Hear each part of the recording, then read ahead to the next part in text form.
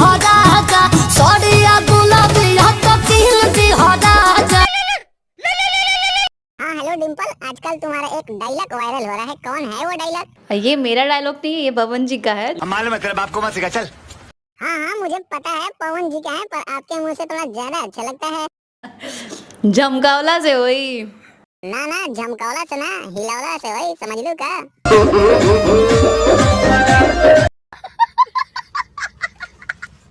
वैसे हाँ बोला कहल का चाहत रहलू हमरा से। बाजी कहाँ व्यस्त है? अरे आजकल कटनी का सीजन चल रहा है ना, उसी में बिजी रह रहा हूँ, काटूंगा नहीं तो खाऊंगे क्या? बाबू अरे बाबू तू ऐसे बोल रही है जैसा लग रहा है तू मुझे गोद ले रही है।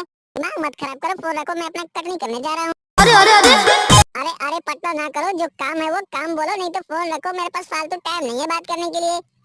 हमारा जान फ्री फायर खेला दे। अरे ये तूने क्या कह दिया?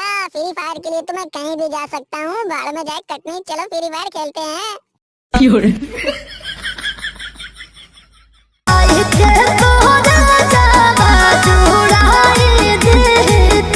हाँ हाँ आ रहा हूँ, तुम चिंता ना करो जाने मन, वैसे आकर और क्या करूँगा वो भी बता दो।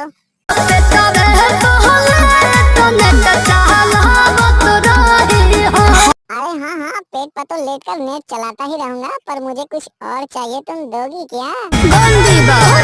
अरे यार तुम तो सिर्फ उसी में डूब जाती हो, मैं तो टॉप अप के लिए पैसा मांगना चाहता था तुमसे, और कुछ बात नहीं है। अरे तुम्हारा बुझाई तो तू नहीं रहतू, हम संतोष पागल नहीं, समझ लू का? मारम ना एक फट में लगवा लहू फेंके तो हाथ पहन के दो।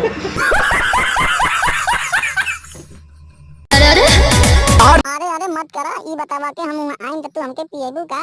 आवाज़ स्टार्टर सॉन्ग है क्वार्टर पे लाई दे। हाय हाय हईसन मौका के छोड़ सकेला ए रानी, हम आवत नहीं, वैसे हमारे एगो मन्नत पूरा कर दू का? पूरा को दी मन्नत या जन्नत दिखाई दे। हाय हाय का बात बा, एकदम दिल का खुश करेलू, आवत नहीं है रानी। वैसे वो सब तो छोड़ो, अब आ गई ना, बतावा कुछ कहल चाहत रुका?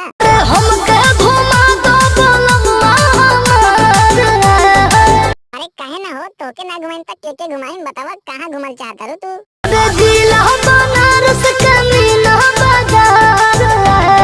अरे हाँ हाँ तोके मीना बाजार घुमा देम बनारस के, वैसे सुनले बने वहाँ बहुत महंगा सामान मिल रहा ना, तो कैसे घुमा पाएं हम तोके? कम दाम में VIP दुकान मिलेला।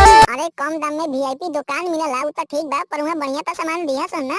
ओहा निमन सगरो सामान मिलेला। ठीक बा, पर ये बतावा तोहरा वहाँ चाहिए क्या? तकीन दी हो राजा सोडिया गुलाबिया तो किल दी हो राजा। आप यहाँ छोड़कर गया था कि तेरी माँ? दोस्तों वीडियो पसंद आया हो तो लाइक करें, शेयर करें और हमारे चैनल को सब्सक्राइब करें, और ऐसा ही वीडियो देखना चाहते हैं तो हमारे बगल वाले वीडियो पर क्लिक करें। ए हजूर है खजूर